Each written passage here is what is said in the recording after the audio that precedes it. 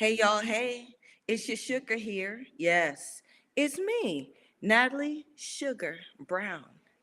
And this is my platform to talk to you guys out here about women's boxing, the industry, authentically, right? This ain't no shit that you read from the other others, right?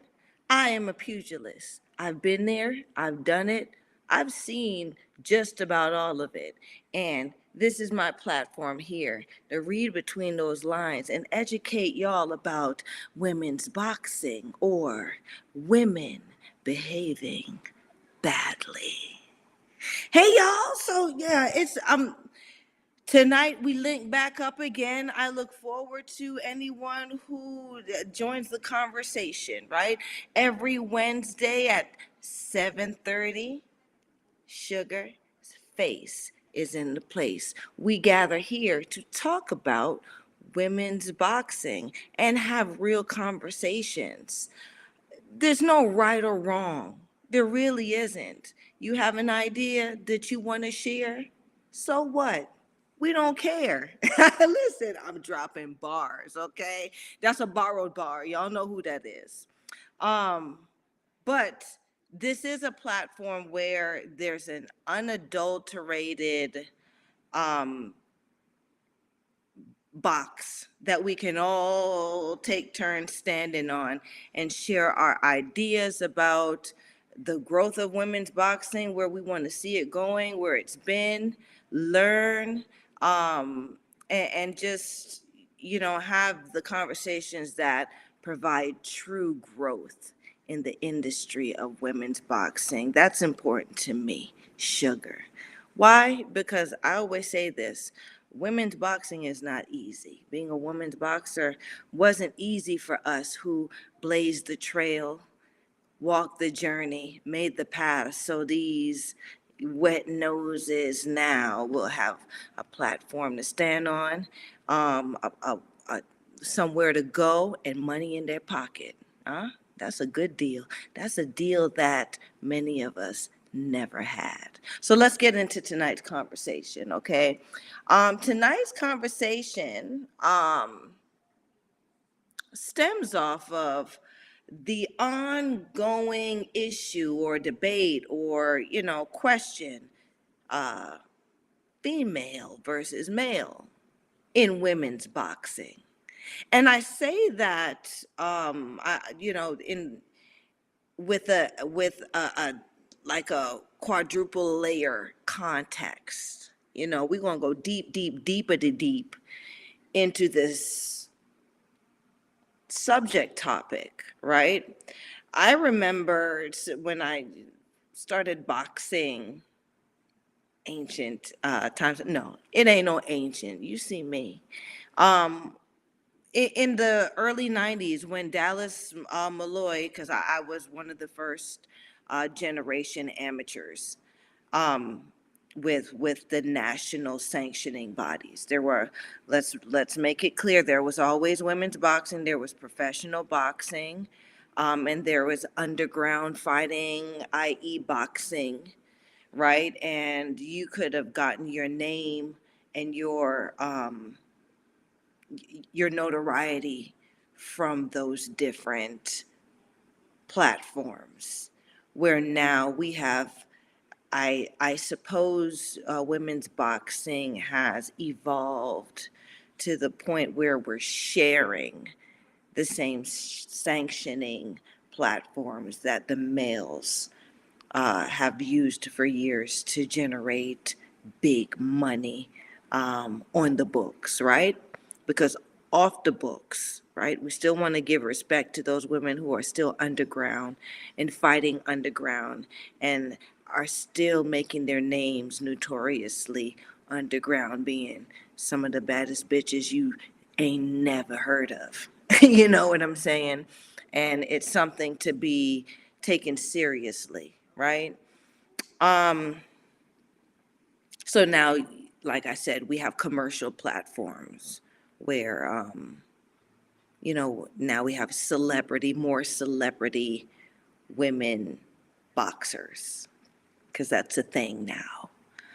Um, But tonight, like I said, we're delving deep into the topic female versus male in women's boxing because I want to start off with one of my first experiences. So when I decided to box and I started boxing really and people started seeing that okay, I'm doing this. This was still I was green, very green, wet nose amateur.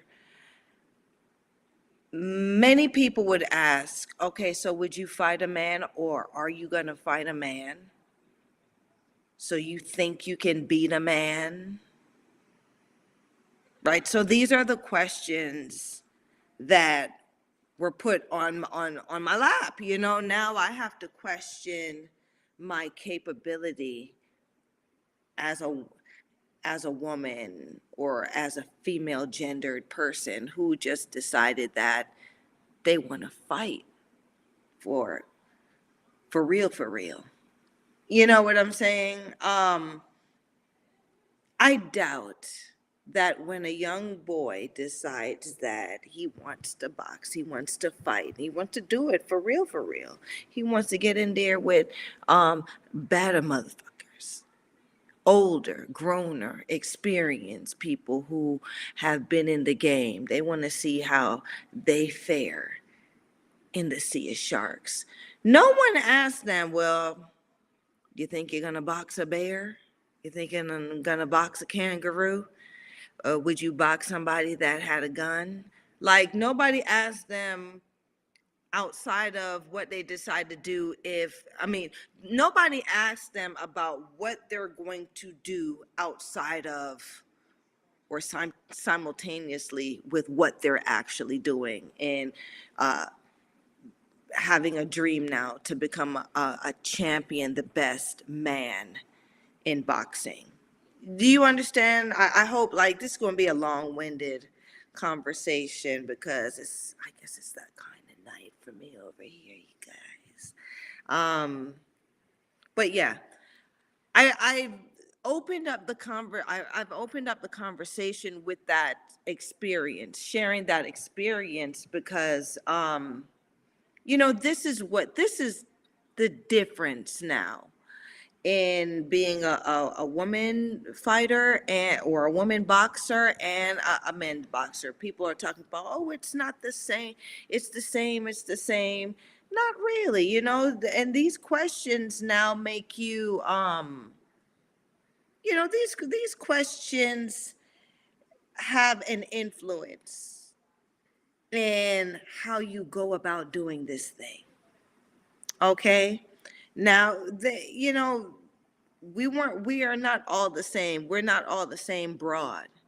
You got ultra femme broads, right? That they look like, how the hell, why are you doing this? You got the moderately, you know what I'm saying? She looked like a housewife or something like that. She's not really all that glamorous, but she got something about her, you know. And then I'm talking about the types now, right? Then you got the sexy bad bitch, obnoxious, mean girl. You got her. And you got the stud. You know what I'm saying? The ones who look more masculine and rock that shit. You know what I'm saying? Let's be real. So these are the different types that come into women's boxing. And I'm not telling you this as someone who is making a stereotypical assumption. I'm telling y'all this because I've seen it. I've been in it. I'm it. I'm one of those. I put me in the category of one of those broads that I've described. You know what I'm saying? Because that is how you're categorized. That is how your marketability arises, or that's where your marketability comes from. Because a lot of a lot of the best matches. That's why it's called matchmaking, right? The matchmaker makes a match that's interesting. That's interesting. And especially in an industry where you really don't know about, and most of them didn't never gave a shit about, it was off of how this thing was going to look. How was this fight going to look? Is it going to be two sexy bitches in there fighting? Is it going to be, the mean girl versus the hot mean girl versus the sexy girl next door? You know what I'm saying? Seriously, this is what this about. Is it about the ultra femme versus the stud? Who's gonna win? You know what I'm saying? This is what matchmaking was in women's boxing. And then, okay, and then things came in like styles. Like I said, notoriety. What made you stand out from being now one of those cookie cutter types? What made you different? Right? So there was that growth, and that there was that organic growth in women's boxing. We had the freedom to do that because, number one, no one was paying attention, really. Number two, there were no real rules, or there still aren't any, right? Number three, we were on a platform that we could expose ourselves, really. Like us women who want to fight, who like to fight, that was the platform where we could totally get naked in that concept, right? Because it takes a special kind of person to want to fight somebody, especially publicly, you know, risking, you know, risking all that comes with a fight, preparing to do that. And then while doing it, entertaining the crowd, right? Because that's what women's boxing was about. It wasn't about points, right? It wasn't about hit and not get hit. It really wasn't. It really wasn't about that. It was a real fight, right? So styles made fights in women's boxing. I know it's going to be long-winded because I got to give you the back. You got to think about this now before we like really dive into the topic, which is female versus male in women's boxing. Okay, so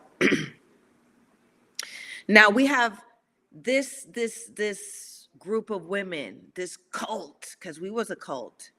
I'm gonna say it. I mean, y'all come for me if you want to, right? We got together on this shit. It was illegal, okay? Yeah, it was considered illegal. All right, it was considered unbecoming. You were weird for doing it or wanting to do it, right? It was everything. There was no. It was unsavory. It was really unsavory to do this, but our asses got together, and we were doing it. And we were doing it, and while we were saying, "Screw y'all," that y'all men are doing that. Cool. We going to do. We want to fight too. And oh, y'all not gonna let us in the club? Okay, it doesn't matter because we crazy. Like we doing it anyway. We're gonna get together and we're gonna do it anyway.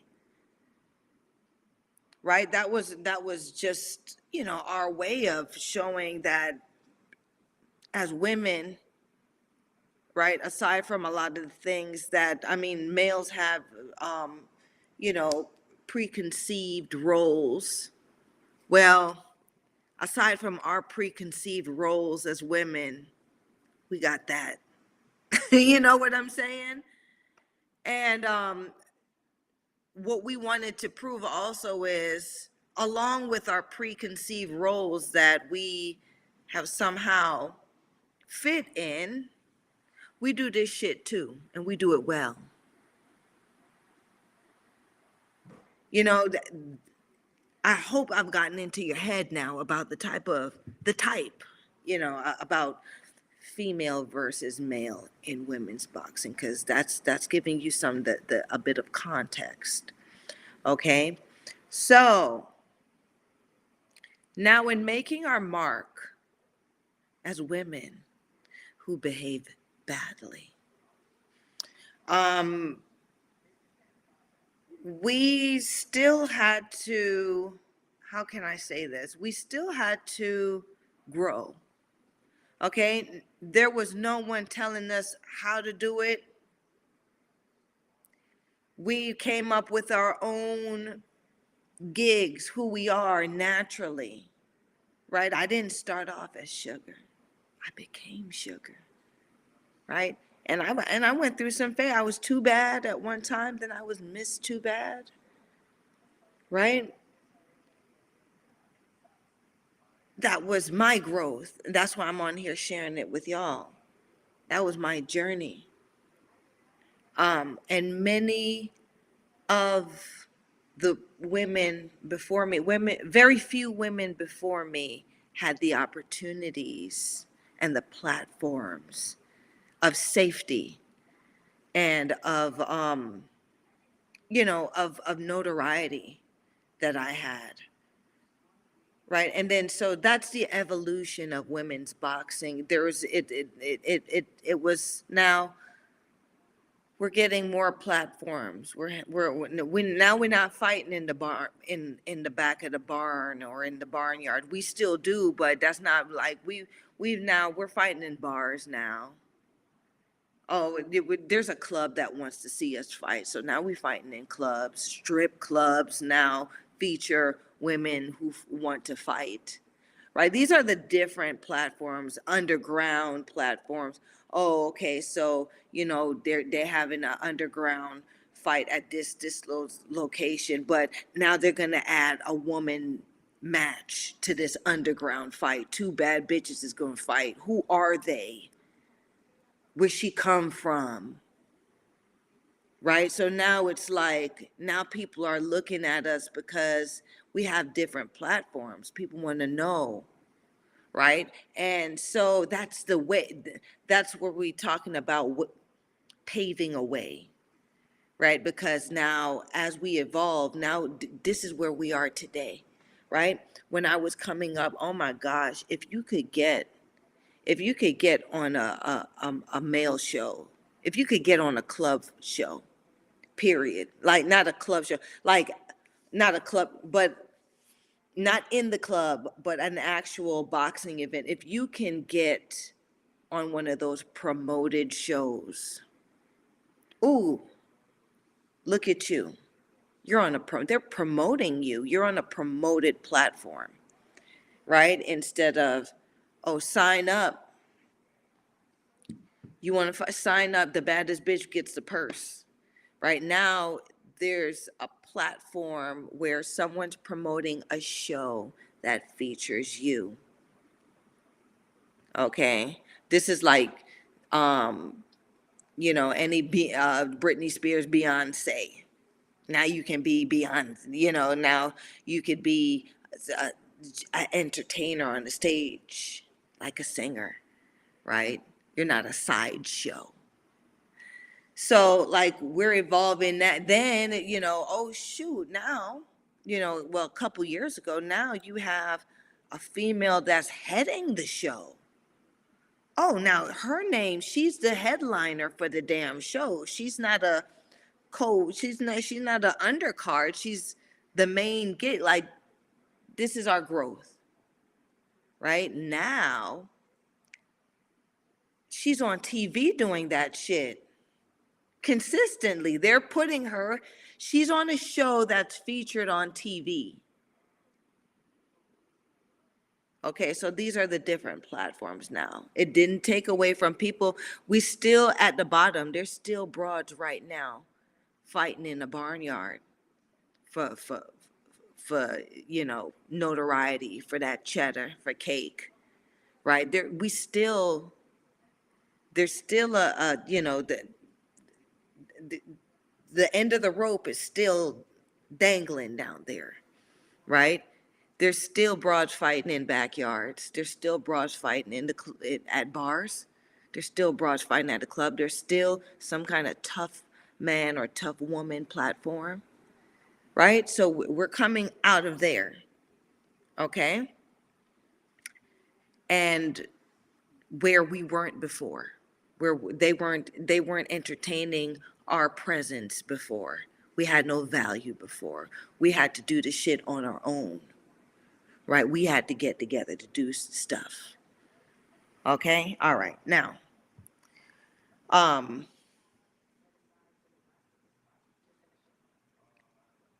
women,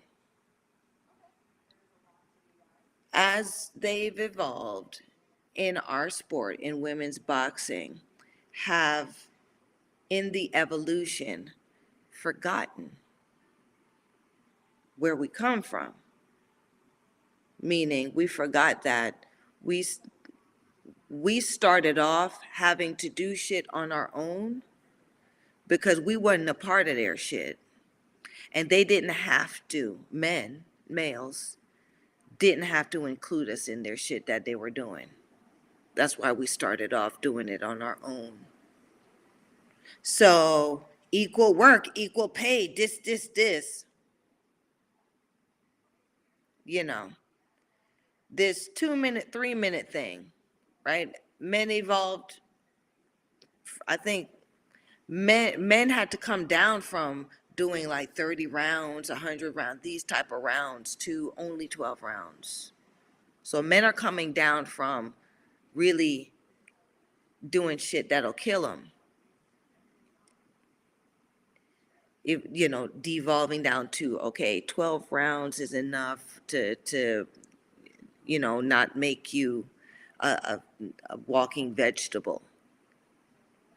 12 rounds of punishment will do now, instead of a man having to endure 26 rounds of punishment. I suppose back in the day, before Queensberry rules, there were, maybe 5 minute rounds instead of the 3 minute round thing, right? So as women now, we have to understand where we're coming from to know how and what we want out of this evolution that we're going through, right? So being female versus being male in women's boxing, not in boxing, in women's boxing, because it was women, it didn't start off as boxing because they included us, right? So now when we refer to it as boxing, we must put women's boxing, because we are women who are boxing, who are doing something that was initially a male thing. We are women doing it now. Okay, it's not boxing for us. All right, so moving on. Now we're going into, there's the fire started once again on this 3 minute round versus 2 minute rounds, or 2 minute rounds moving up to 3 minute rounds in women's boxing. And there had been a debate about this for some time now. When I first started boxing, women had to, well, where I was, and maybe, these were unsanctioned rules, women were fighting 3 minutes. I started off fighting 3 minute rounds. Okay, my first couple amateur fights were 3 minute rounds, not 2 minutes. Okay, and things changed, right? Things even changed for the males, right? Because males were doing 3 minute rounds too. Now males are doing 2 minute rounds. This is in amateurs, right? There weren't amateurs before I started. Dallas Malloy had just won the case on allowing women to have amateur boxing in the organization of USA Boxing, who is sanctioned under the U.S. Olympic Committee. Okay, just giving y'all what this means, right? Because people are in people are in even in this sport dealing with women's boxing and don't understand how this thing, how it goes, or it's going, or how it came about. Okay, so we were all able to now sign up and participate on this Olympic level platform now. Okay, it didn't negate or it didn't take away what we were doing before. It just added now a more legitimate, or I don't want to say more legitimate, but a more commercial platform for everyone to refer back to. So now it's respectable, right? Now what women are doing in boxing is respectable.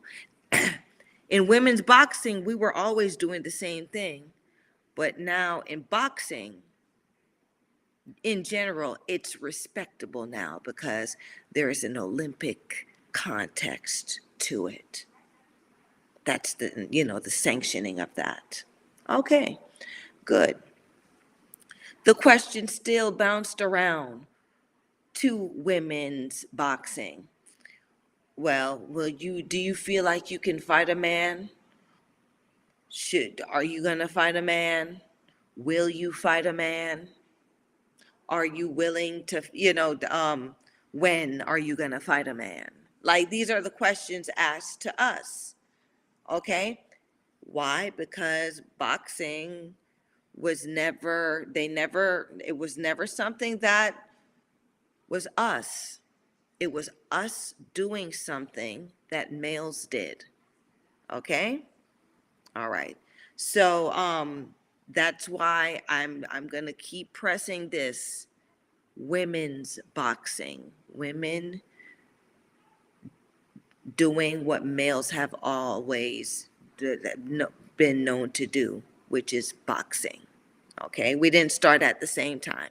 We were possibly around the same time, but I'm sure it didn't both start at the same time. So now, as we grow, the question is still being asked to us. Okay, this female versus male thing, this you're not capable of doing what men are doing in boxing.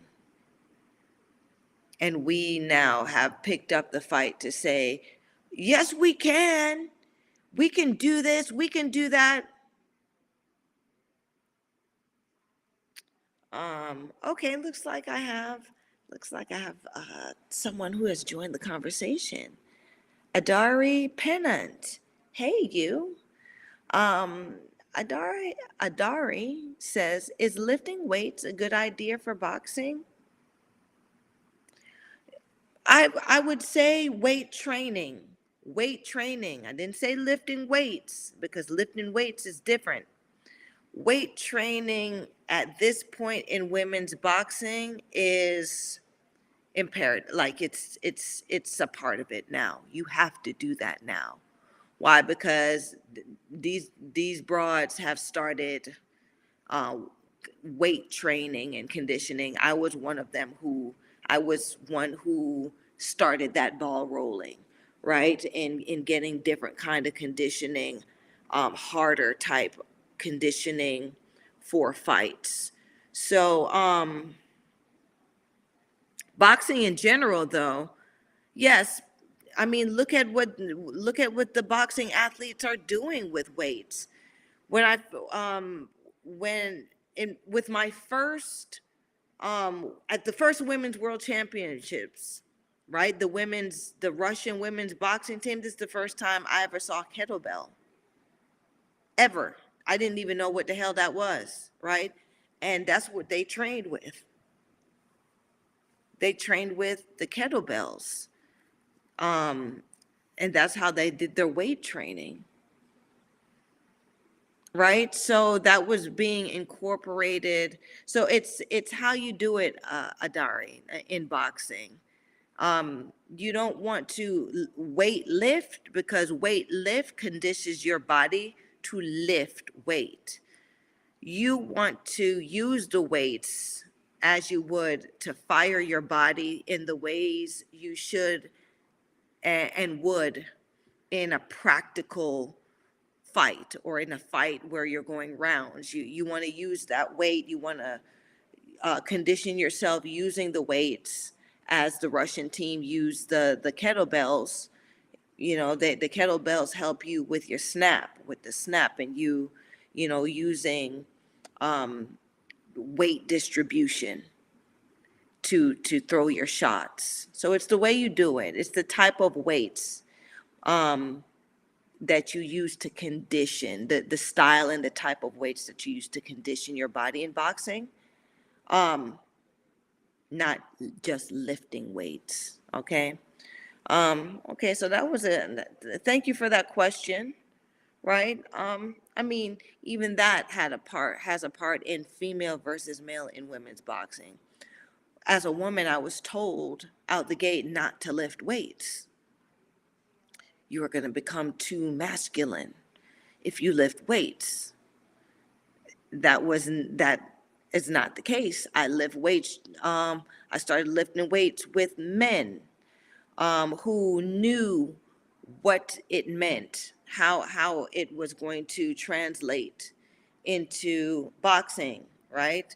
So that athletes who ran track and understood what certain things from their sport contributed. So because I was, I would say I was one to always think outside the box as a woman boxer, because the the the path wasn't clear. So in my creativity and my hunger, I used different things to clear the path, if you know what I mean. Right? So yeah, I lifted weights, and what became, oh, you have too much muscle, it was, ooh, what do you do? Your body's amazing. Are you a dancer? Nah, boo boo. But I can dance. I'll dance around your ass and serve you some of these knuckle sandwiches. You know, um, but I look in becoming this athlete on a boxing, a woman boxer on this platform. We're faced with this gender, like you have to constantly prove that as a female I can do this, and you also have to prove, though, as a female, that not I am capable of doing the task, but I can do it as just like a man, or I can do it with a man. This is where this is where that comes. This is where I want to now, separate that. This is where I want you all who are interested in hearing a woman's perspective, a woman who has fought, who was here, who did it from the start, from when it was being, brought to a commercial platform to where it is now, going through the motions of it, knowing the territory. This is some, this is real life perspective on that, if you want to know. Um, so there's no guessing, there's no statistical evidence, none of that shit. I don't need to quote that to you, because I lived it. I am a product of it. I'm telling you firsthand of what this is, okay? Um, Now, in the progression of being a female in women's boxing, right? we're going into territories where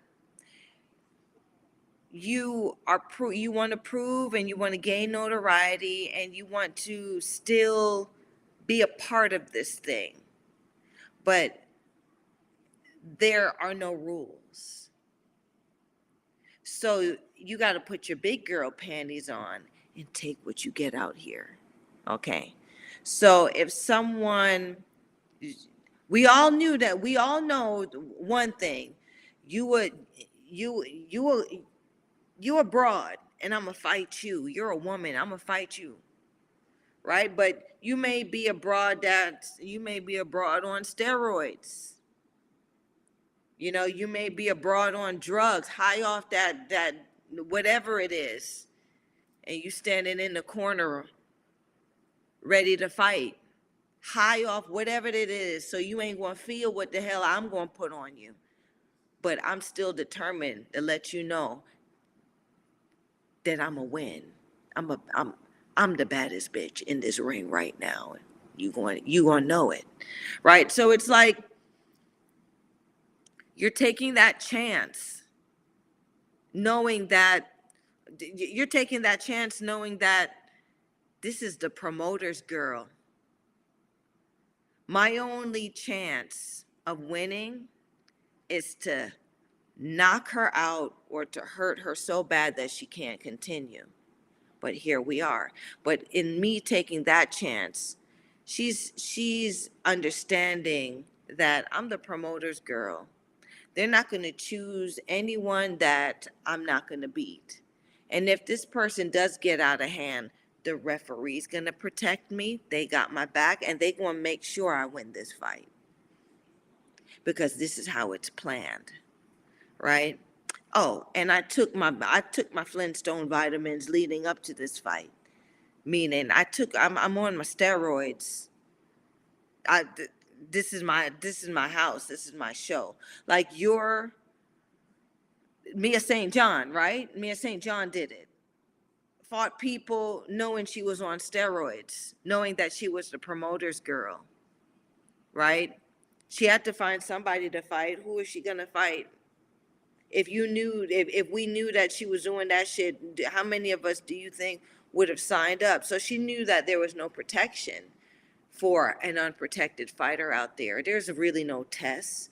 There's nothing to, you know, there's nothing to get her caught, right? So she said it for years. I'm a champion, and I was on Flintstone vitamins the whole time. I was on performance. I was on steroids the whole time I did it. We were all doing it.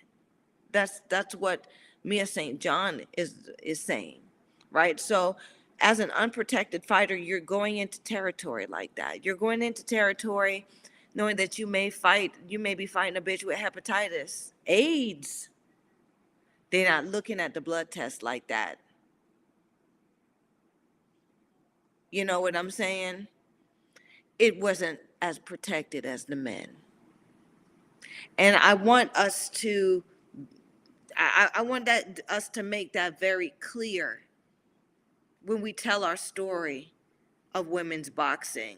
So there's context and understanding to why we ask for the things that we're asking for. Okay? Why we deserve the things that we need. Okay? It's still happening now. It's still happening now where you can fight and this be a sanctioned fight.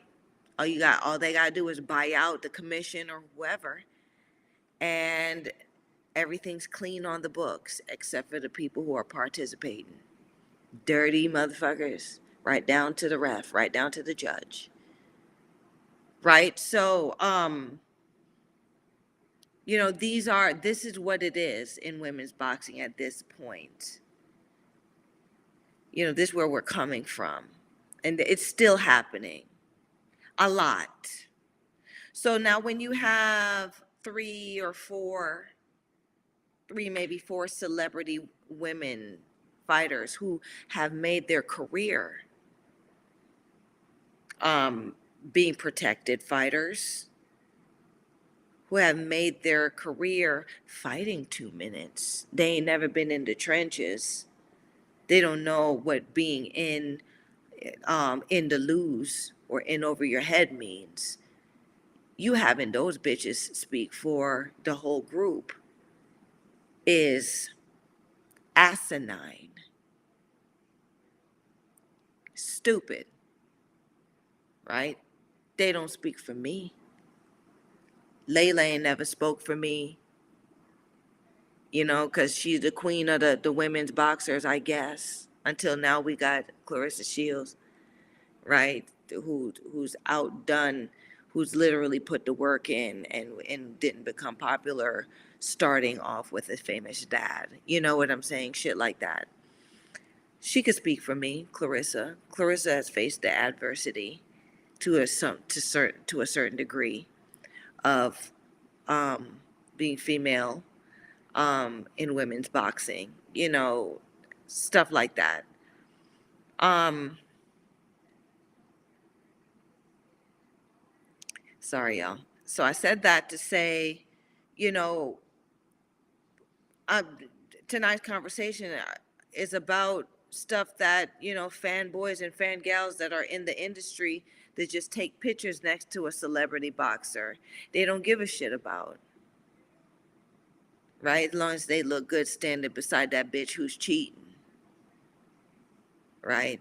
Or that protected broad who ain't never won because she grit her teeth and she beat the hometown girl, or she beat the promoter's girl, or she really won that, right? They not the same. That's why I talk the way I talk. I know what I've been through, right? So when somebody comes to me, you got a belt? I so bitch. I come from where that belt don't matter. The broad made the belt. We had our own belts. WIBA is still one that was around from the beginning. I think it's Women's International Boxing Association. That belt been around, right? Um, but I was around when it was your name, when people knew your name, when people know your name, right? That's me. You over in Zealand, you talking about Sugar? You talking about me? You talking about that little scrappy little black girl, badass little black bad girl, come out of Georgia, right? They call me the legend of the South because I was the first one out the South that did it, right? Check my record, right? Me,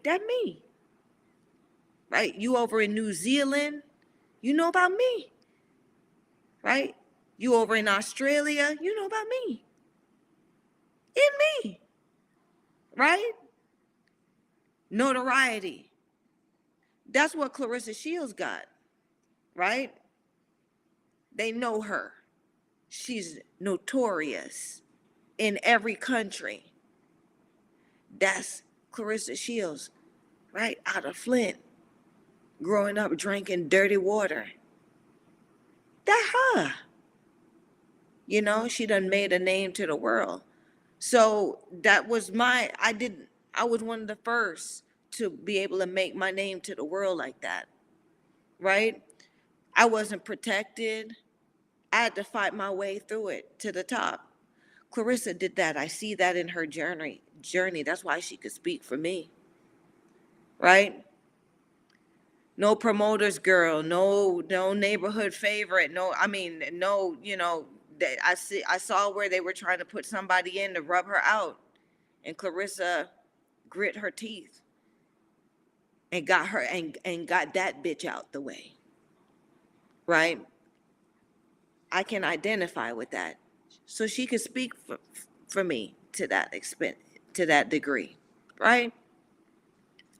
But how we got there was different.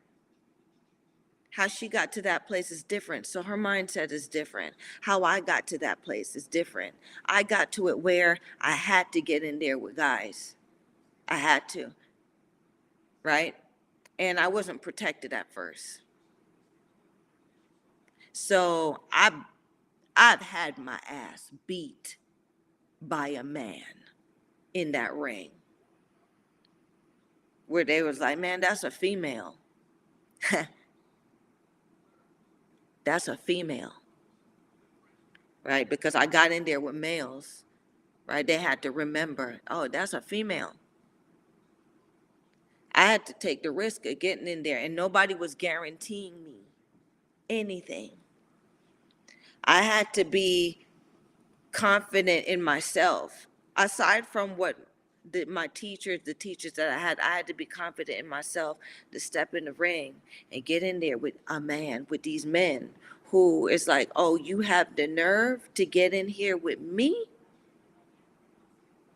Well, bitch, let's see if you can hang, right? And I didn't go head up because I knew I was what? I know I am what? Female. I can't go head up with most of these men, right? So I became a woman boxing in there, right? I learned what my capabilities as a woman to hang in there or get enough respect in there from my male counterpart who can seriously hurt me for them to respect me so I can stay in there. Okay? Clarissa can't, I don't think she can identify with that because when Clarissa started, there was an opportunity there for her. They welcomed her. They worked with her. They respected her as their peer. She didn't have to prove anything more than I am a good boxer. She didn't have to prove that she deserved to be in there. She already had a spot. Now, whether she was going to be able to excel at that was on her.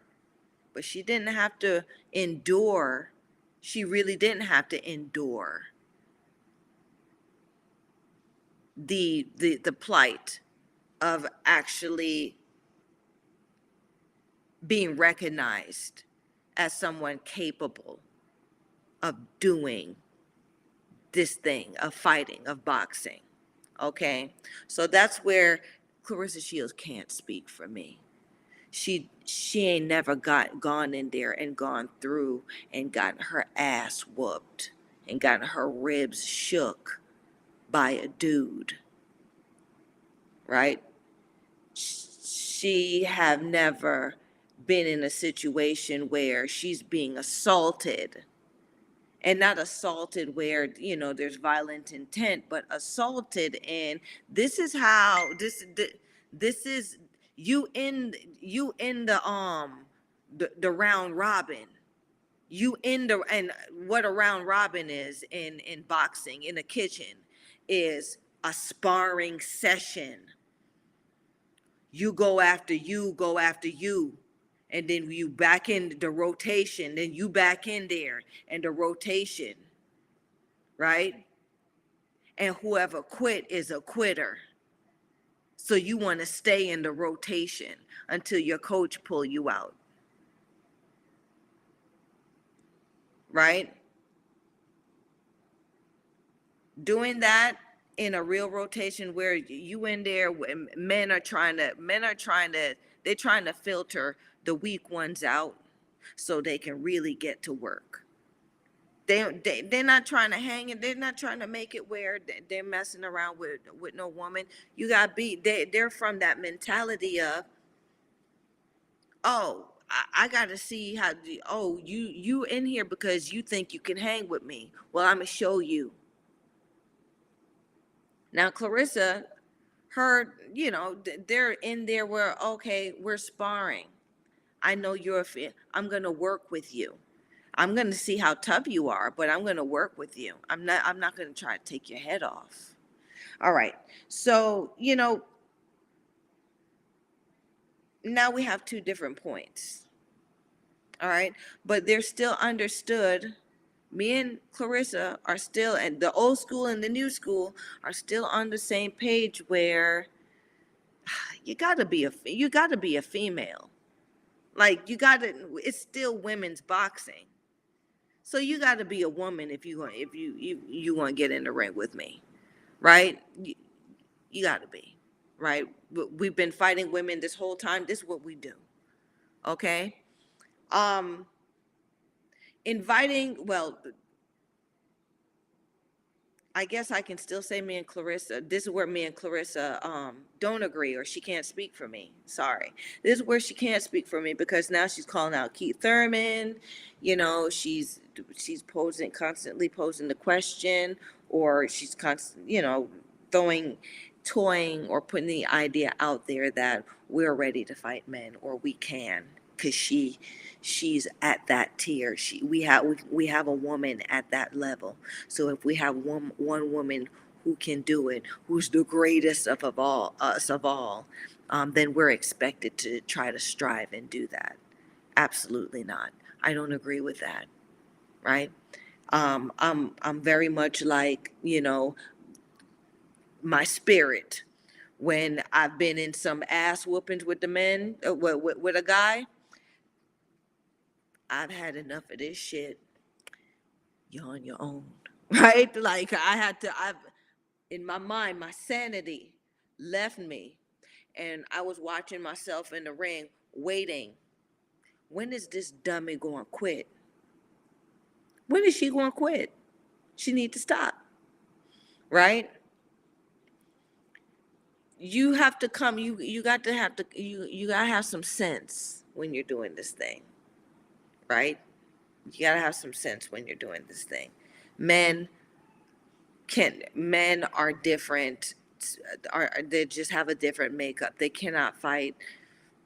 They're not thinking about fighting us. They're thinking about fighting uh, a specimen that is more capable physically, mentally, to endure the assault and punishment, right? That they're going to, that the highest, because they are training to inflict the highest level of punishment and assault on whoever they get in the ring with, right? Now when a woman decides to run into some shit like that, or when a woman decides or thinks that she can go into that kind of territory, right, going against a male who has trained or is training to destroy or assault a specimen as himself, or in a higher fitness and strength. They're preparing to do that, and then you turn around and you think that you can get in the ring with someone who does that. It's asinine. It doesn't make any sense, right? So, man, an hour in, this is where I got some pictures now. Lovely assistant, can you put this first picture up? All right. Now, who you're looking at is Maya Wams, Walmsley. Okay. This is a woman, a trans woman. Okay. Um, so or a trans, not a trans woman, trans female. This is a female. This is a trans female. A trans female is um, an individual who was born a male who has decided to transition into being a female by taking hormones and other aids in taking down their masculine natural male hormones, and um, you know bringing them down to where they're more female, right? They're not boosting shit. If anything, they're boosting what's going to make you more of a female, estrogen, right? And they're taking down the testosterone, which makes you a man, which is more a masculine hormone, Okay. All right. Now, she um, signed up with lovely assistant. This next picture, please. This biological woman, right? So these Maya Walmsley, who was the transgendered female that I showed before, has now is now in the tournament with who you're looking at right now, Katia Bissonette. Okay, this is a born female. Okay, so this is a original female. Um, so these two individuals signed up for the women's welterweight, or I think super welterweight division of the 2023 Quebec Provincial Golden Gloves, which is it's a graduating tournament. The Golden Gloves, I was a Golden Glove champion. It's, New York, it's provincial. So this is in Canada, okay, Quebec. I'm telling y'all about this in damn Quebec, all right? This is one of them places that you go that, listen, they not, as a female trying to fight, you don't want to go to no damn Quebec. Okay. So, because ain't no rules up in Quebec, as you going to see by this story, okay? They not checking for you. Katia Bissonette right here to my left, okay? She's a biological female, and she pulled out of the tournament of the 2023 Quebec Provincial Golden Glove Championships match after her coach found out. Lovely assistant, what's the next image? I'm thinking we won't come back to Maya. Okay, so here go the two, okay? The one to my immediate left is Maya Walmsley, a trans female. And the one to the far left with the red, all with the red, that's Katia Bissonette. Okay? That's a born female. Okay, so these two sign up for the female category, female super welterweight category of the Quebec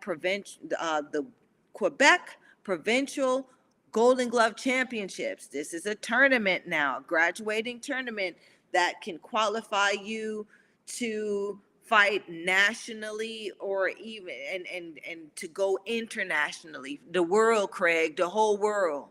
Okay?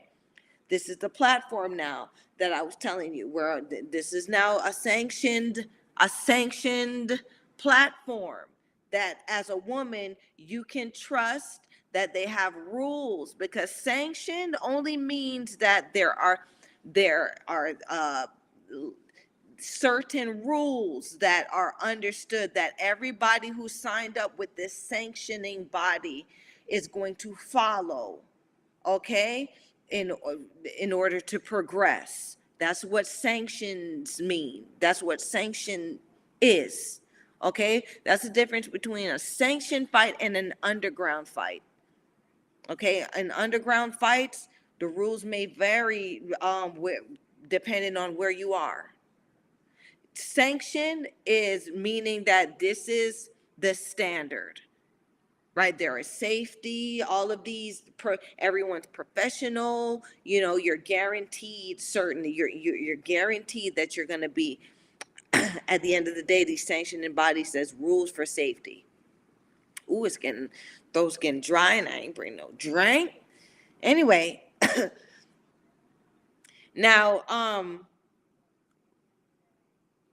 Quebec, I think it's the Quebec Boxing Federation is the sanctioning body for boxing in Quebec, Canada. Excuse me, y'all. Okay? So listen to this. The Quebec Boxing Federation was aware that um, Maya Walmsley, this one right here, is a transgendered female. They're aware that this person was a male. Okay? Um, and accepted this without clear cut, without being clear cut about this with all the participants involved. Okay, because when you are in this type of tournament, everyone has to fill out information. Everybody, has a book that has all your information in it, and all of these things. Okay, so this is one thing that males wouldn't face, right? Or it wouldn't matter to a man, right? If an hour before he fights, a guy, if it was a guy, an hour before he fights, somebody tells him, "Oh, you're gonna get in there and fight a woman, right? Because that your opponent was once a woman." He gonna be like, "Okay." Right, because it what's understood to him now that this gender is not known, or it is not normal for a person of this gender to outdo my gender, right? So okay, there's no harm in this. If they pass it, I'm gonna do what it do, right? But now for a woman, an hour before you fight and you're green, right? Because I ain't never heard, or I have not heard of Katia Bessonette. She probably one of them. She's I think psychologist or psychiatrist. She ain't in this. She ain't in this thing like that. You see her in the picture with the red outfit on and all that. She wearing the costume. She don't really. She's not really about that life. So she doesn't have that understanding. She hasn't. If she was an underground fighter or whatever, it wouldn't have made it this far. Just put it that way, because we know what we might come across in the underground. This is supposed to be sanctioned fighting, right? So in sanctioned fighting, you are supposed to be guaranteed a certain degree of safety.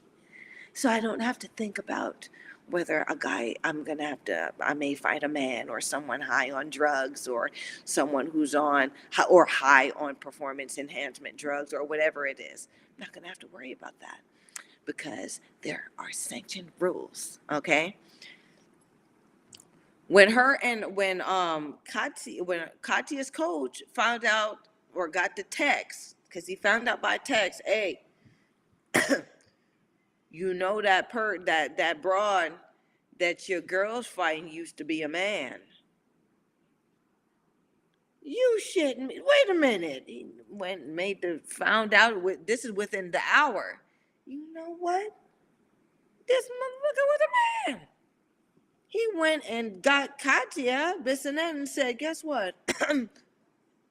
That's a man." And I'm sure she unloaded just a little bit in her panties, right? Bubble guts. Oh shit. You know what I'm saying?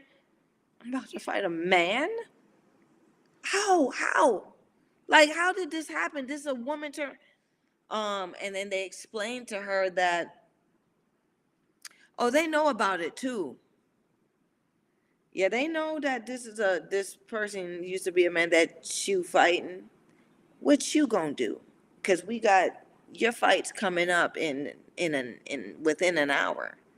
What you gonna do? Right? Men aren't faced with these type of decisions. This is being female versus being male in women's boxing. right? In women's boxing now, it seems like we're kind of still back in the days. We're still back in the days where in some places still fuck around and not be safe. Quebec. Now,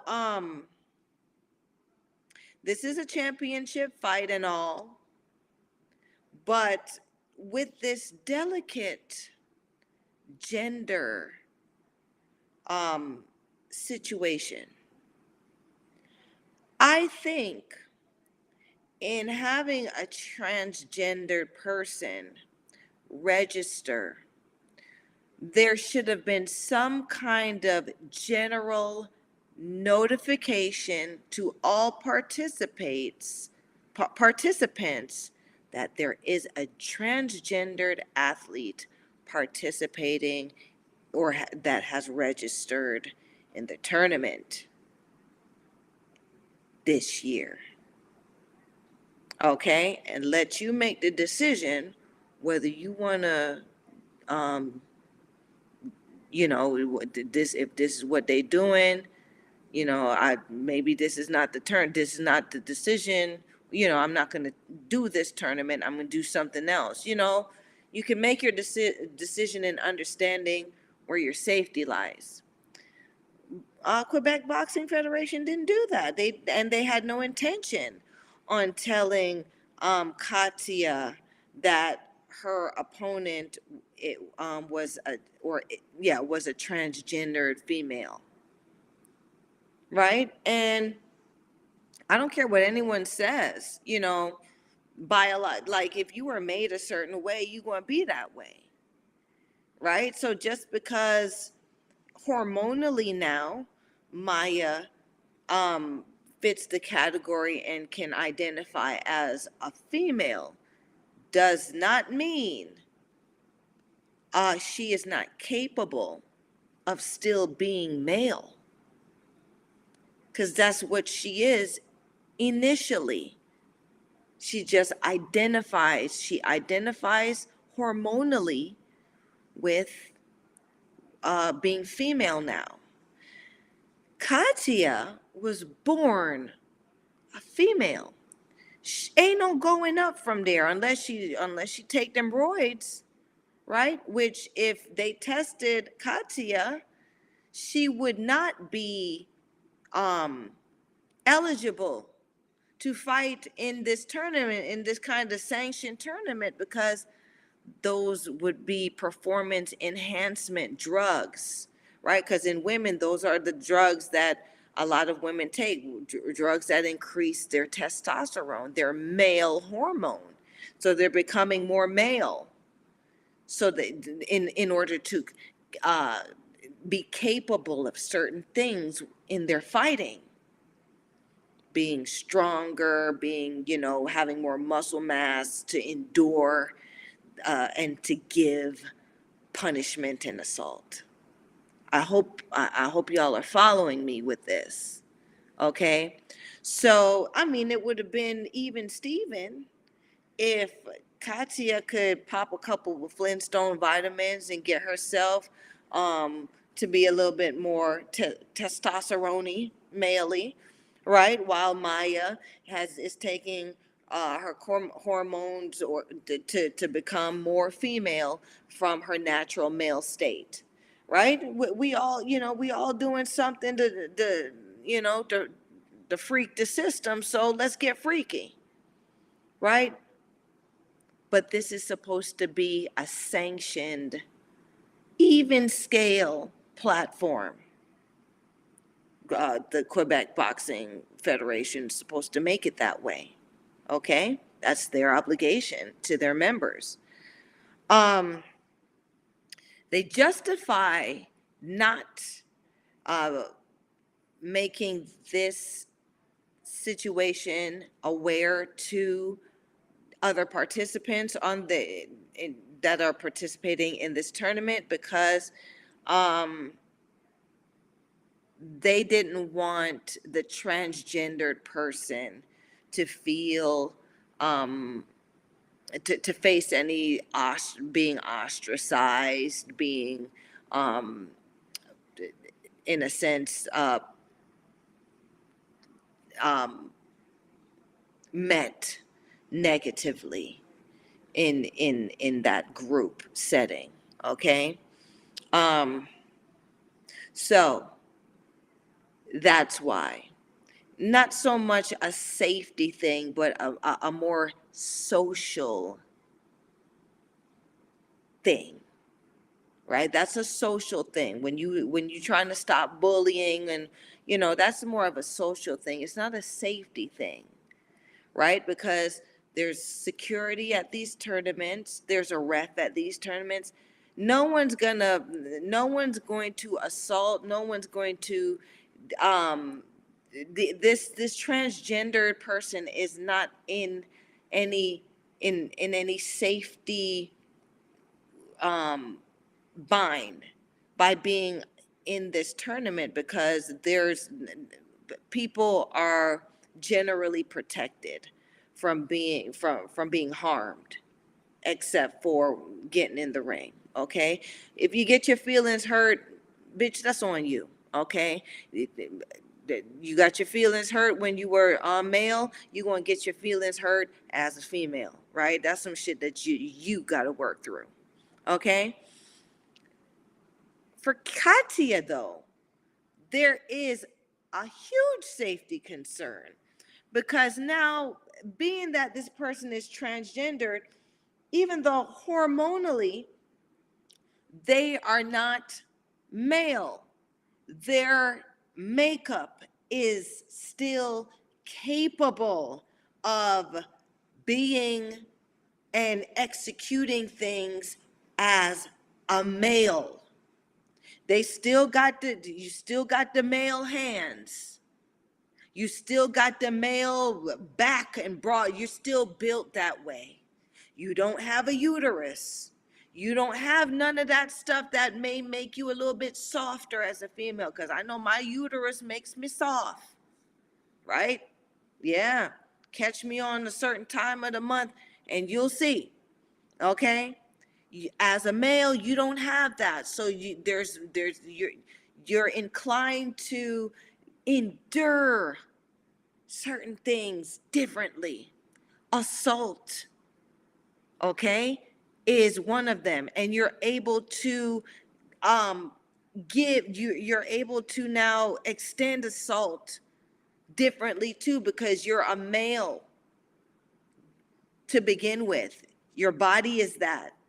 Hormonally, you're not. You don't identify. Your brain doesn't. But the machine, your body is originally that. You can be very harmful just by nature, naturally, right? By your makeup, to the gender who has a makeup that naturally won't endure as much punishment as your body can. Okay, that's where that's where I am with this situation, right? So instead now of everyone looking at the practical, like at what it really is, and making a decision, a sensible decision to protect in this situation, Katia Bassinet is the one that had to pull out of the tournament for her own safety, right? Because no one else was thinking about her safety.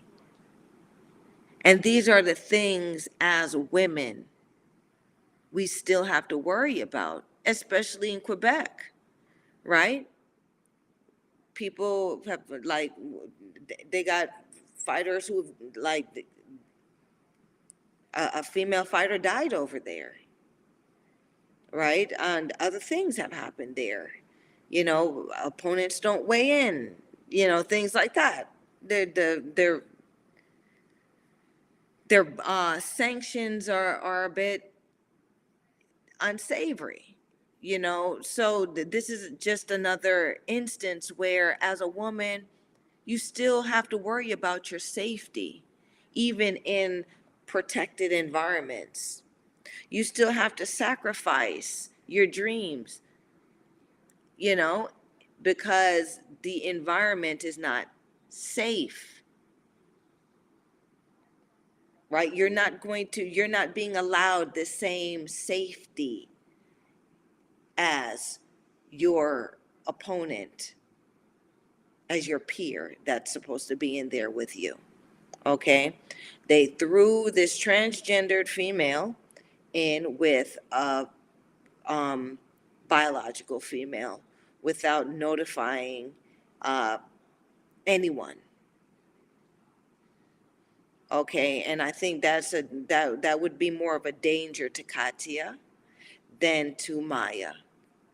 Okay, and Katia is the biological female, and Maya is the trans female. Now, this is what Maya is saying as of someone now who identifies as female who was a male. And by the way, where it stands now is the 2023 winner, or the 2023 Quebec Provincial Golden Glove women's boxing champion is Maya Walmsley, a trans female. That's who's the reigning champion of the women's division of the Quebec Provincial Golden Gloves. Okay, so this trans woman now is in the mix and will progress through the system into the world, Craig, into the world, because that's the you become a region, you become a provincial in Canada per se. You become provincial champion, right? And if you bad enough, or if you're good enough, then you go to nationals and you fight other women in your country, right? And if you beat them, you become the national champion. Do y'all see where this goes, or where it's going? Okay. So female versus male in women's boxing. We can't we can't even worry about 3-minute rounds if this shit's going to happen to us. If you know what I mean. We up here crying for 3-minute rounds, and stuff like this is still happening, where there are bodies that will throw this situation that we have not made our general rule on, as women in women's boxing, as females in women's boxing. But yet, we this is happening, but yet we calling for 3 minutes. Now, suppose now this transgendered female athlete gets into the situation where she gets 3 minutes. So it's 3 times. Let's say it's 4 rounds at 3 minutes, right? She gets 3 straight minutes to pound a bitch. A original female, a born female. This trans female, this individual who was a male, gets an opportunity to pound on a biological woman fighter for 3 straight minutes. How the hell you think that's gonna go? Right? Where we don't even have rules that will technically bring us safety from situations like this. We're not even talking about the fact that women have openly, Mia St. John, I've said this, have openly been taking performance enhancement drugs. Right? It all depends on where you are. You can be on steroids and be a champion as long as you uh, as long as you fighting in the right place, or as long as you paying the right commission, right? That's already happening, right? Women are getting their brains pounded by people, by like a lovely assistant. Change the picture. Ooh, someone joined in. J.D. Smith, Digi Artist. Hey, you're back. Thank you for joining my conversation. My conversation tonight, which I am gonna probably wrap up soon. I get to bed. Um, is about female versus male uh question in women's boxing, because it was never a question posed to male boxing or men in boxing. It was always a question that seemed to rest on the shoulders of females in women's boxing. So just, having a conversation more in depth and in the deeper context of that subject. So you tell me what you think, JD Smith, Digi Artist. Um, oh, okay. And you come back saying, sounds like I came in late to a good conversation. Well, I just explained, what I've been talking about, uh, JD. I'm gonna call you JD, and you tell me what you think. Um, just got through explaining or talking about the recent event where in Quebec, uh, there is now a trans female who is the 2023 Quebec provincial Golden Glove champion. Okay, this this trans female was in the women's division, uh, and was up to fight a natural or a biological female opponent, whose name is Katia Bissonnette. And Katia Bissonnette pulled out of the tournament for her own, had to make the decision for her own safety, that it wouldn't be best for her to fight a trans female for this women's tournament. Okay.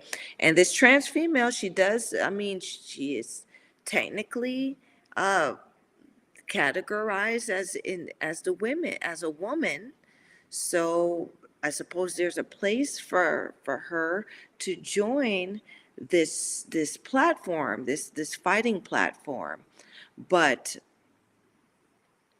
in the reality of facing off an individual who has male makeup, right? Who has a male makeup.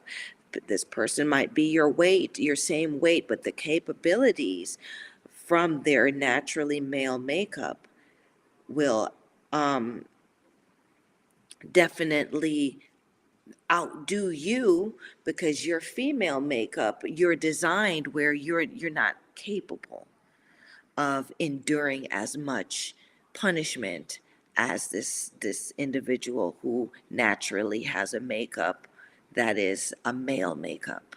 Okay.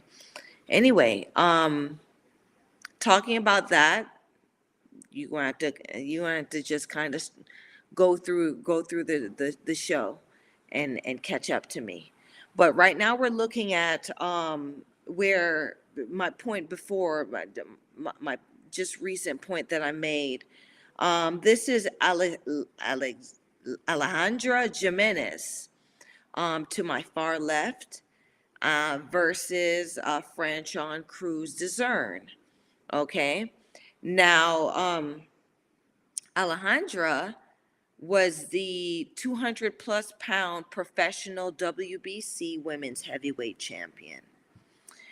Somehow, she was backed to lose weight from the 200 plus pound mark down to 168 pounds. And you, as you can see there, now look at her.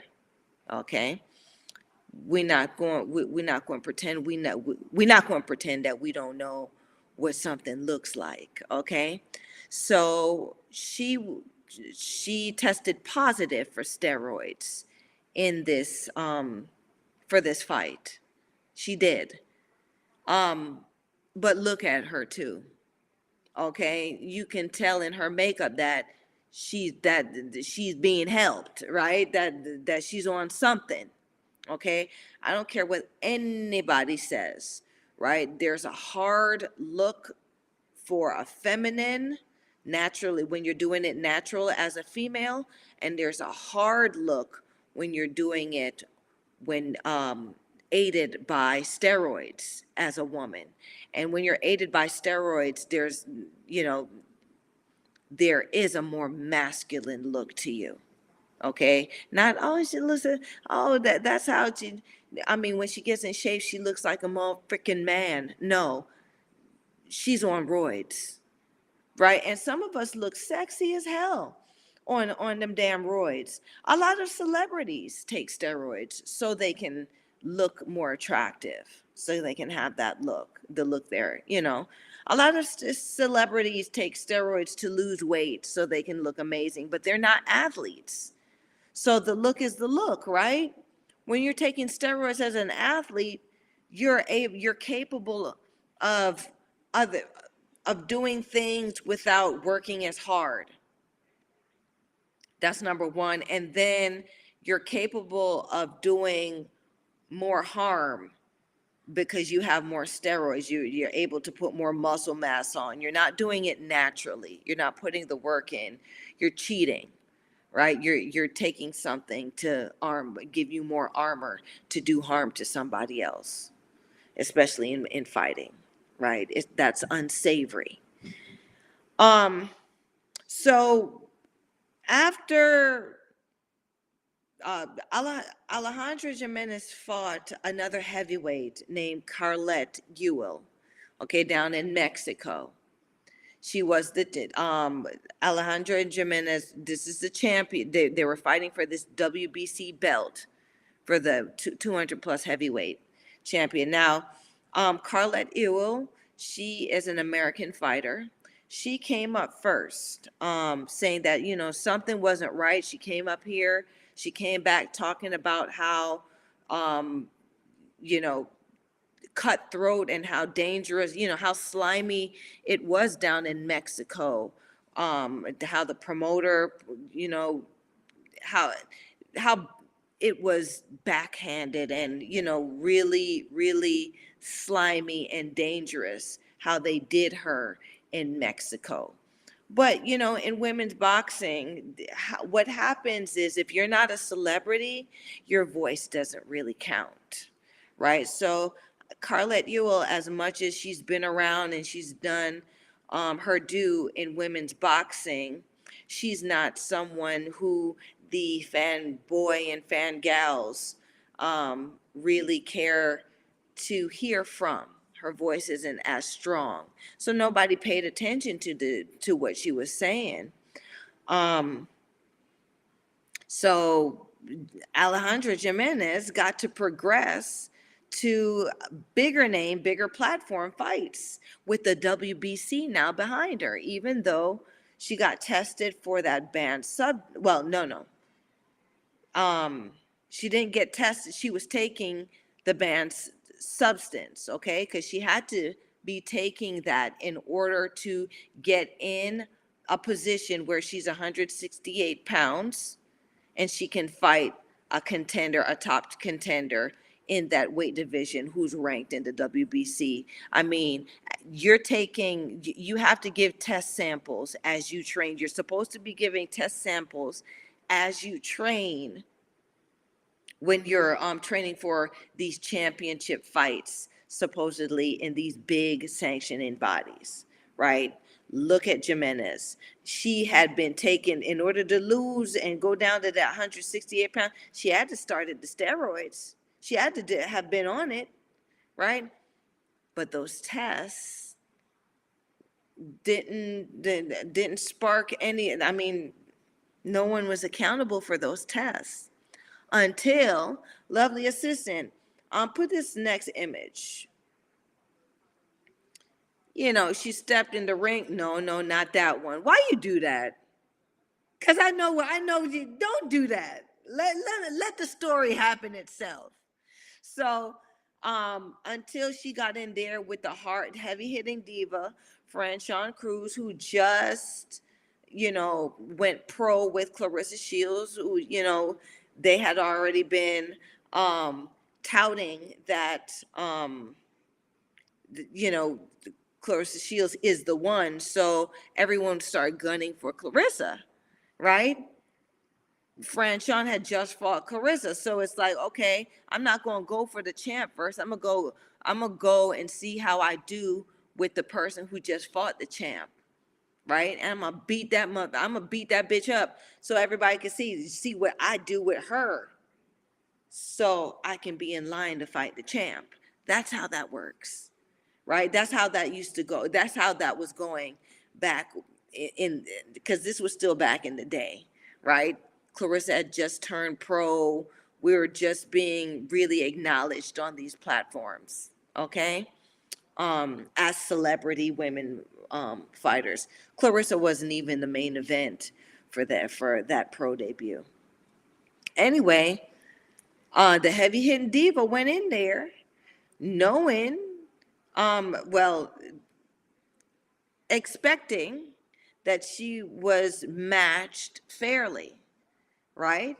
But this broad showed up. Look at, you see her. I mean, I get, this is what I explained earlier in the show, where there's types, right?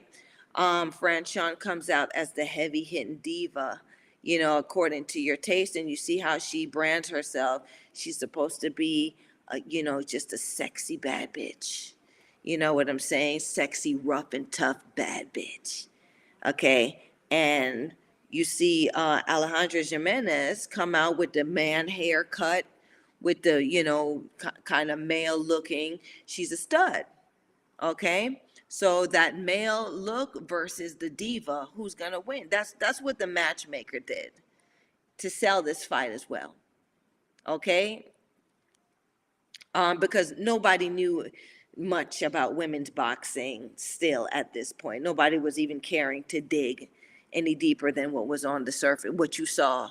Oh, that one looks like a man, and that one, she got a skirt, she got a feather skirt on, so she must be the more feminine one in this matchup. Let's see who wins, right? Now, in this fight, Alejandra Jimenez, who is on roids and had to be on roids the whole time, training for this match, okay? And WBC should have been testing. This is a sanctioned fight now. Drug testing should have been happening right on up to this night. Nothing was caught, so the fight happened. Okay, now, lovely assistant, now put it on. Now put it on, please. All right, so this is what ended up happening in the fight, right? Franchon Cruz, she'll say it. I'll die in here. I'm willing to die in here. You heard her say that with versus Savannah Marshall, and I think this is where it's come from, right? If you've known, I mean, I'm kind of crazy that way too, right? I know I've been in the ring with some swords. I know. They've been. I know the bitch was on coke. I know she was. I know she was on steroids. I know. The only thing I may not know, and God, thank you, is if she had a herp or not. Look, this is a platform. I tried. Listen, y'all, guys, I'm talking about. I've been good until now. I don't know if she has any kind of disease, herp, anything like that I could catch from any cuts or any blood being shed. So, I thank the universe that I had not caught or contracted anything from taking that risk, but I have been in there with just about all of them. Okay, so I can tell you this. All right, now Fran Sean talking that shit is because she knows she now I've been in there with a bitch on some real steroids. Yeah, I'm tough in here. I'm willing to die. You know, she's empowered that way, right? That's why she speaks like that. Okay, but I'm not sure if she's still willing to die in a sense where has she been in there with a man who wants to beat you up to show you how he can beat up a woman? You know, a man who's not taking it easy, who's trying to shake your rib cage up, trying to fold you and make you cry like a little girl in a puddle in the ring. Has she been in the ring with guys like that? I don't think so. They stopped existing around the time these broads started fighting, right? When they had their little pampers on in the ring. Those in the journey of women's boxing like us, like me, came up in the 80s and 90s, possibly early 2000s, like very like late 90s, the first 2001, 2002, because I think that was still happening. Those are the ones. We are the ones who got it real. Oh, you willing to die? We'll see. Right? She willing to die because now she been in the ring with somebody with roids. You don't know if you willing to die till you've been beat down in that ring by a man, and you still decide to get up and continue doing this, which many of us trailblazers and bricklayers, ground layers, are proud that we were able to do. So now women can make a living doing this. Ooh, look like I got some guests. I need to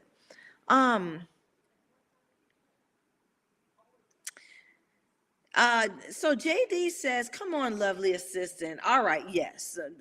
Sometimes listen, they get on me too, JD.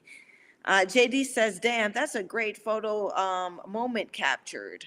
Um, I suppose you were talking, I don't know if you're talking about this picture, JD, or the one any other ones previous to this, but I'm trying to use the, you know, me and my guys are trying to use the imagery so y'all get what we touch, what Sugar's talking about tonight.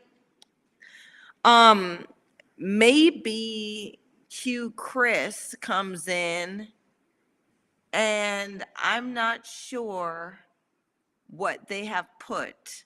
It looks like some kind of video. Honey, listen, I don't know what you just put, honey, but you're going to have to explain what that GIF or whatever it is, that video that you put. JD says, it's okay, Natalie. It's okay, Natalie. Um, the herp is just a little seasoning, or so I've been told. Listen, don't play with me. Talking about the herp is a seasoning. That's not seasoning. Well, that's seasoning in another sense. Um, um, the herp is the kind of seasoning that like is not allowed. It's not allowed. Let's. It's the type of seasoning that have you ever heard anybody say, you know what, that needs a little herb on it? No. So let's not talk about seasoning because that's not seasoning. Cedric Sports Training. Hey, Ceddy, it's been a long time. Thanks for checking in with you, Shug. Let me know what you think about this topic, female versus male in women's boxing. JD comes says yes. This pic. Oh, this pic. Maybe Q Chris said it's a sticker from Vampy Tech. Can't see the GIF if you're on a phone. Sorry. Okay. From what I'm told, your GIF is a guy getting KO'd right out the ring. Yeah, that's happened to some women too. That's happened to some of us too. Not us, not me. I've been dropped. ain't no fighter out there who's worth their salt ain't been dropped. Okay, so I can say I've been dropped, and they stopped the fight, but Sugar wasn't down. Sugar wasn't out. They just I many people call shenanigans on that fight too. It's out here in cyberspace. JD says, all right, it's not allowed. Noted. Right. That seasoning is not allowed. We will not be having any herb. Um, what I'm saying though is going back to this picture here. Okay.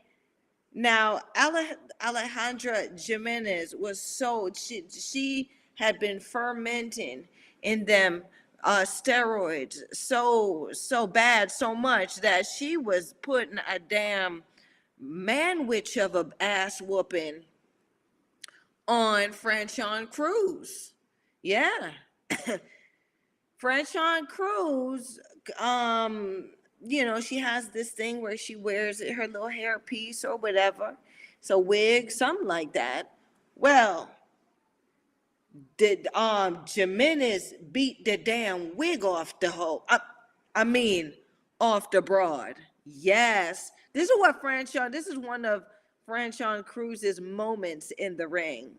Because you talking about a first in boxing. This is the first time any fighter has ever had their wig cut off in the ring on TV ever. Okay, so girl, you made history with doing this.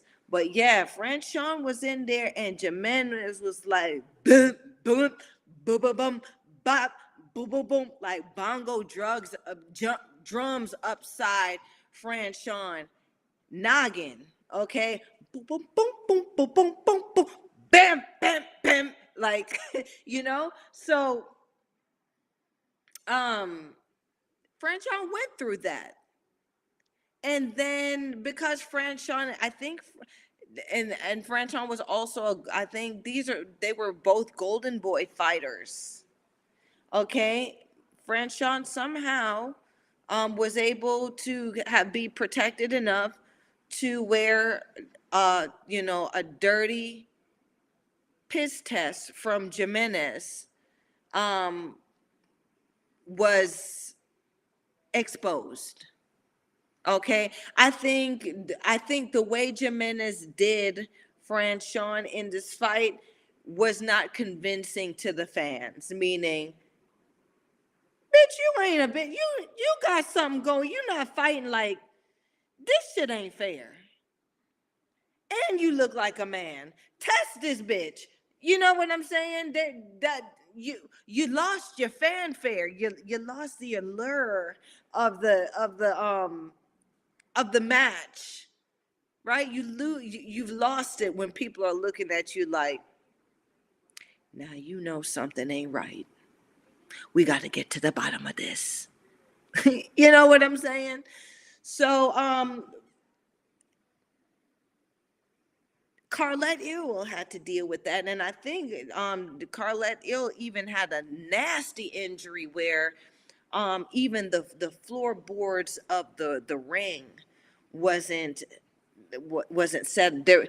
I'll tell you guys this too. There are booby traps in that ring, but that's another one. Maybe I'll do that if I should ever be invited to a boxing workshop or whatever.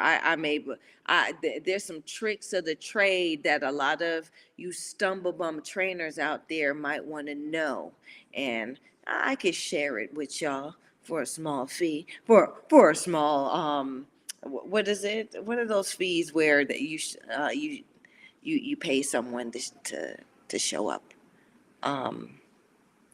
One of those, right? I'll share some of my knowledge, but yeah, there are booby traps in the ring too. As a fighter fighting in unsanctioned territory, there might be a loose ring rope where, like I said, in that gif that you see where the guy gets punched out the ring, you get punched out the ring.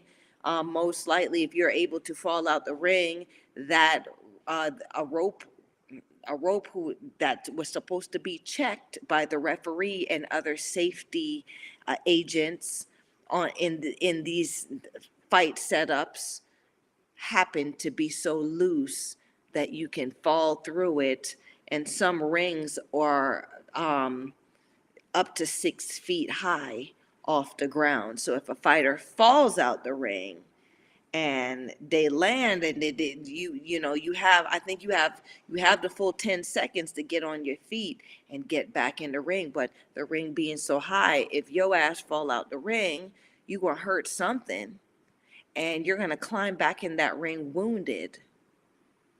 You see what I'm saying?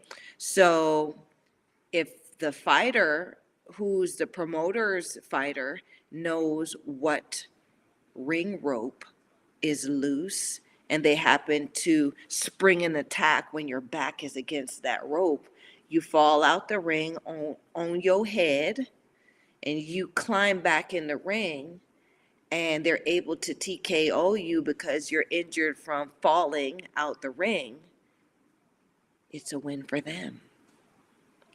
And no one understands, or no one has the depth of understanding to know what truly happened with that setup for that fighter to be hurt and potentially hurt in the long run, and injured. So that's what happened to Carlette Ewell.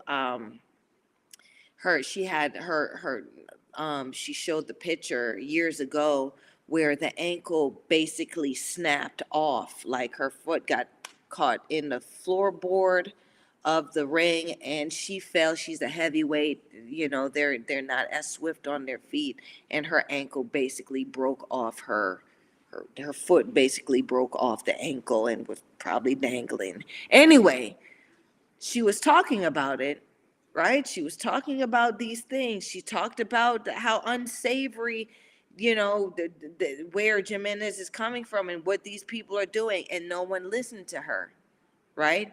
It took Franchon, a fighter on a TV platform, platform, who's a bit of a celebrity, who's a bit more protected, that shined the light on the fact that Alejandra Jimenez took the steroids, and there was no accountability on her part for doing that.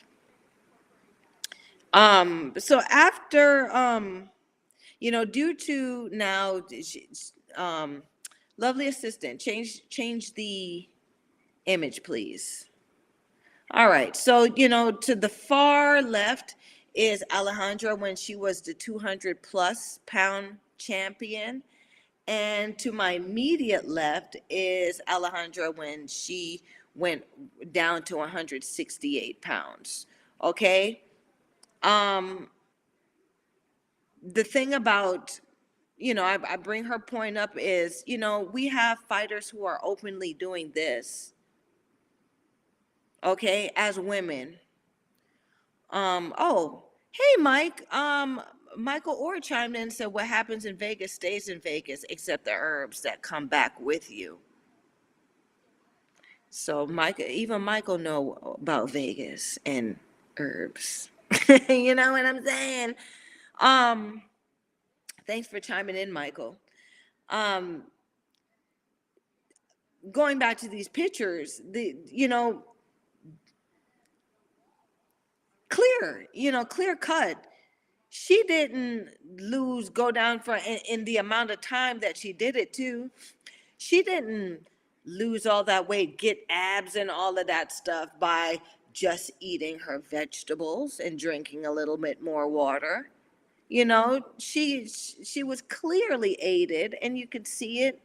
Her face is much softer. Her bone structure is much softer in that 200 pound, in that picture where she was 200 pounds. And it's not because of the fat. You can see her jawline getting heavier. You see her nose bridge. You see her brow line. You see these things. You see her shoulder. You see the parts, the bonier parts, the more masculine aspects of her coming out because she's on a steroid that brings more testosterone. So you're going to look more masculine. And like I said, some of us are sexy with it, right? Some of us, like, if, some of us could, if we had a harder jawline, we'd be more, you know, it would make us more attractive, right? And she wears it like a stud. A more female might wear it as just a hot, hard-bodied, sexy bikini girl.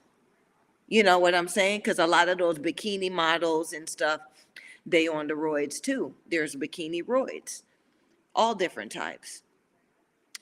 I brought this up to say this. We're dealing with steroids rampant in women's boxing, and it is rampant, right? We have to find that we have to fight for these rules that everybody's tested fairly to do this, to fight, right? And then on top of that is the possibility of trans females joining the women's category in this boxing, in this game of assault, which ain't no game. And we want 3 minutes. We got to think about being female versus male in women's boxing, right? Some of the rules are just that, male, and it's okay, right? Because there are things, the extent of what we've signed up for, being females in doing boxing, which is something that males were known to do, right? The rules, we can't live up to the same rules and the same punishment that the men have to face, right? It's more detriment, it's more harmful to us. So we have to think about that and understand our female part in boxing and go from there. So yes, we are capable of these 3-minute rounds, and it's a good look. Some of us can do it, right? But just because you can dance and you can go to the dance, and sometimes and most of the time, the ones who are talking that yang, you got a date, you got people, your people put the dance on, so you're protected, right? Think about others who aren't as protected, others who have to face these things that y'all don't have to face, right? I was on a thread, on the WBAN thread, where I think one of the Serrano sisters, if not Amanda, she got a cell phone now, y'all. She texted. She come talking about, I am the highest paid female in boxing, like you're an authority. Great. You made it, right? You and Jordan work hard. You ain't had no cell phone till just recently, right? So you don't speak for the rest of us that got jobs, that got kids, that got obligations and families that we got to deal with and try to become champion, right? You've been doing this. You've been protected your whole life. You're the highest paid, one of the highest paid females in boxing. I'm so proud of you, girl. Go ahead. Go on, girl. But you can't speak for the rest of us. You want 3 minutes and you find these damn 3 minutes, right? You made your whole career fighting 2 minutes. You did not make your career. You did not become the highest paid female fighter fighting 3 minutes. Don't write that 3-minute check when your ass finna retire. And these young broads coming up who got to deal with this mess that I'm talking about, unsavory, dangerous situations where they may be fighting people on steroids, and it's okay because no one's being tested. They may be fighting someone who is a transgender, who is capable of beating their brains loose. right? They're definitely potential victims of predatory matchmaking, all of these things. You don't speak for these individuals. I can. I've been through it. I've been there. I've done it, right? Thank you for what you like. Thank your accomplishments, Amanda Serrano. You did great, girl. You done good. Okay, but this history shit that you trying to press is out of context. You're not thinking about the rest of your sisters in women's boxing. Those of us who have to face that fire. Those of us who can lose our marbles, get our brains knocked out, lose our lives, because we may get in there potentially one day with someone who has been cheating, or someone who has a different makeup from us that can potentially destroy us. Whether I'm destroying, meaning you may not die, but you may not be able to put together two sentences. You may not be able to remember your own name. That wasn't what we all signed up for to begin with. We just wanted to behave badly. So, y'all out there, this 3-minute fan gal, fan guy, being female versus male in women's boxing are different considerations, right? As a man, you will never have to wonder too much if too much about who you're facing, right?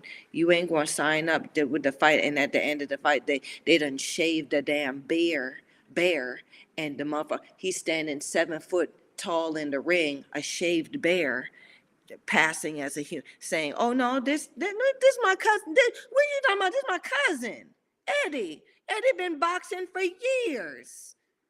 Ain't you, Eddie? See,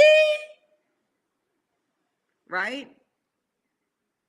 And you got to think about fighting this damn bear that we all, we all see that this a damn animal, a bear that now you gotta fight. You gotta think about fighting, right? You know that you're gonna be in the ring with another man, and you know that you are capable of facing what this man had to, of the assault, or endure the assault that this man is capable of putting on you, right? It's different being female, right? The roids do something different, right? You fighting a female on roids, she got more testosterone, she's more like a man than you. Like, she got more muscle, she could hit harder, she's faster. Okay? And this ain't happening naturally, right? You in there with a trans female, right? This trans woman or female is a female, but the the structure is still male. The capability is still male, right? We got to think about these before we think about being in there potentially with this for 3 minutes. And that's it. I mean, that's what I have to say. Lovely assistant, do I have any other image? I mean, because that's what I had to say about this. All right, so this is the last image right here. Okay. This is Maya. The 2023 Quebec Women's Golden Glove Champion. Okay? Currently, this is what it is. And if there's a nationals, she is qualified to fight anyone who signs up for the nationals. And it's up to them whether they want to get in the ring and risk it fighting with her or withdraw and not fight. for their own safety. That's what that's what right? So this is that 3-minute talk. Because once Maya, right? Oh, I forgot to mention this too. Maya then had fights as a man. So when Maya was male, as a male, he had fights versus men. So it ain't even like, right? Had fights as a man, and because she's a woman now, on her Quebec record, she has 0 fights as a woman. So Quebec got 0 fights for her as a woman. But as a male, he done had many fights. He's fought a lot. And this could be potentially one of y'all's. Not Amanda and them. Amanda wouldn't. Amanda, maybe. Amanda, won't you fight? Won't you, make some history. Be the one to get in there with a transgender female for 3 minutes. You're making the money. You're the highest paid female. One of the highest paid female in women's boxing. You could do it, girl. Let's see what the article says about that. I like y'all.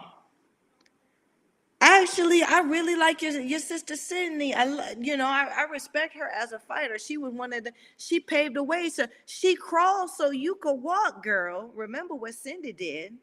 Cindy got in there with Anne-Sophie Mathis. They ain't talking about that.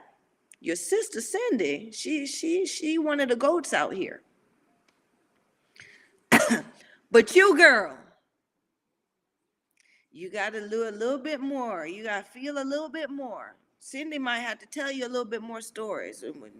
All of them, like your boy, all of them. Y'all gonna have to talk about this before you write that 3-minute check for the rest of us.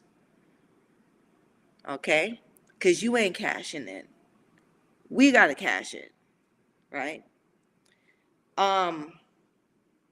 Find you a Maya. Find you someone like Maya and keep making history if this is the case. Like I said, get in the ring. Find you a Maya, someone like Maya Walmsley, and get in the ring with her for 3 minutes, 10, 12 rounds. Let's do 12 rounds and see how that goes. And on that note, we're going to wrap up the show tonight, you guys. Thank you all for chiming in. Thank you, thank you, thank you. Okay, so let's see who came to party tonight. So, Adari Pennant, thank you for asking that question earlier in the show, and I hope that helps you out. Okay, JD Smith, DigiArtist. Thank you for chiming in. Okay, we got maybe Q Chris, who dropped in one of some footage, with the guy being knocked out the ring. Thank you, Ceddy Bear, Cedric Sports Training, for chiming in. Thank you, sir, for joining Sugar tonight. Thank you, Michael Orr, for also showing up tonight to the party. You know it's a party when we link up. Let me know what you think about tonight's topic. Like, subscribe, and share this sugar, you guys. Like, subscribe, and share this sugar, okay? Until next Wednesday at 6 p.m. Or you know what? I'm going to tell y'all this. I'm going to be upfront with y'all, okay? Sugar been in the mountains. Yes, I have been in the mountains. And sometimes in the mountains, my internet don't work, okay? So what I will do is I will possibly do a pre-recorded show. You guys let me know if there's anything that you might want me to touch on in my pre-records, but that might be happening until into the little new year because I got something going on up there. Thank you for always supporting Sugar, you guys. And like I said, let me know what y'all think about tonight's conversation. Add it in my comments. It ain't too late, okay? Until next Wednesday, or until we see each other at the next party when we link up. Bye bye.